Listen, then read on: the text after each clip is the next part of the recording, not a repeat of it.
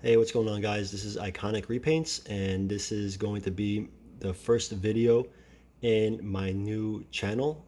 I want to detail basically all the customs I do, or as many as I can show off, and just track from where it all began, like the one you're looking at right now, the first one, and just keep it going for as long as I can.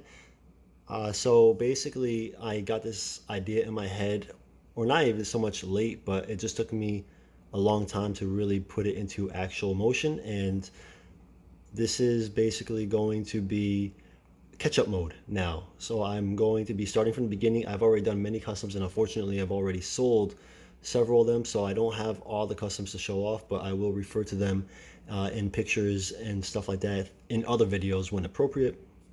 So, like I said, this is the first guy.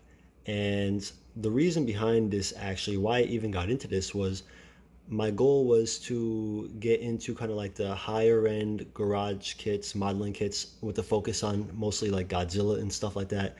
But a lot of those kits, they're A, imported, and B, they're produced in such a low quality because they're hand casted, handmade, I guess, whatever the process is. I mean, some of the ones that of course I like are limited to, say, about like 25 out there in the world. So before I, you know, painted, took a brush to, or anything to such an investment, I wanted to get some practice in. And what better way to start off on pops, where you could just walk into most stores, they're readily available, they're affordable, and they're high volume. So I walked into GameStop one day just with the intention of just finding something to paint on, and there was a Predator there. And I've always, Predator's cool. I like the movie, growing up. I still think the first one's a classic film. I mean, Arnold Schwarzenegger's great in it. It's iconic in a lot of ways. Definitely great sci-fi.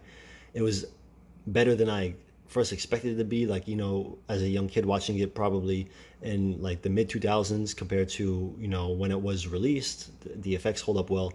So I thought he'd be a perfect one to kind of do some things with. And I remember being a kid and walking into a comic book store, and there was, even though I never read any of the Predator comic books, there was this one comic book. It was from Dark Horse, and it featured this red Predator, and I really liked the way he looked.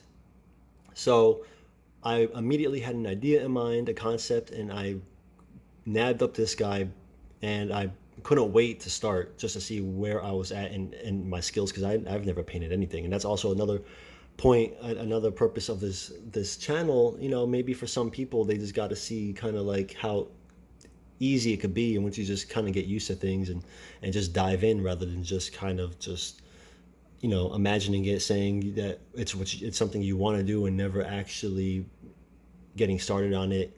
It is kind of a bit of an investment in the beginning because of all the paint you need, and just the brushes, and nothing crazy unless you get like an airbrush that's a little more expensive, but that's a very clean look, and it's a great thing to master, which is something that I'm trying to learn as we speak. So onto the first pop. Like I said, it's Predator. It's based on a Dark Horse comic. This colors, the red armor, was the first time I saw a Predator wearing anything besides like the gray or kind of like rustic brown look. And I thought the way he popped, it looked really great and menacing and bold. I remember the purple dreadlocks on it. I thought it was a really cool. That might have just been an art style, but I thought that was a really cool effect. I wanted to capture that as well. So this was the result. The skin's a little more orange, also reflecting that book. Yeah, I'll post pictures of the cover just so you can kind of have it as a reference. You can see in the box behind him that that's what the Predator originally looked like. It was the moment where he splashes down, I guess, after Arnold Schwarzenegger, and his invisible tech kind of starts to simmer out, and he's got that spotty blue effect going on. So that's where he originally started off. I also have a picture of that as reference, which I'll show on here. And for my first time, I mean, at the time that I did this, I was so happy with the way he came out. Like, nobody could tell me anything. I thought he looked perfect. And actually, I almost didn't even have the darker shading that you see on the armor. I almost didn't even have that. I just kind of had him flat red. And at first, I was like, all right, this is awesome. Now, having done so many of these customs and kind of just learning techniques, and also seeing how other people have done customs, he still probably requires a good amount of work to really be, you know, where I would want him to be at today.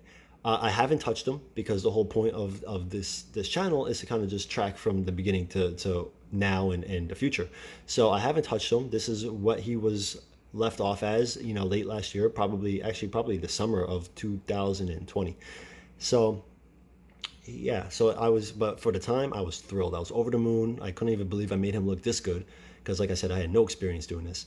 And yeah, so that's the first video, and it's an introduction. I wanted you to you could obviously see the Predator for yourself.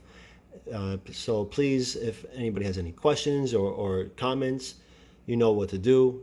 If this is something that you're interested in following, please subscribe. And yeah, I got more coming. Thanks a lot.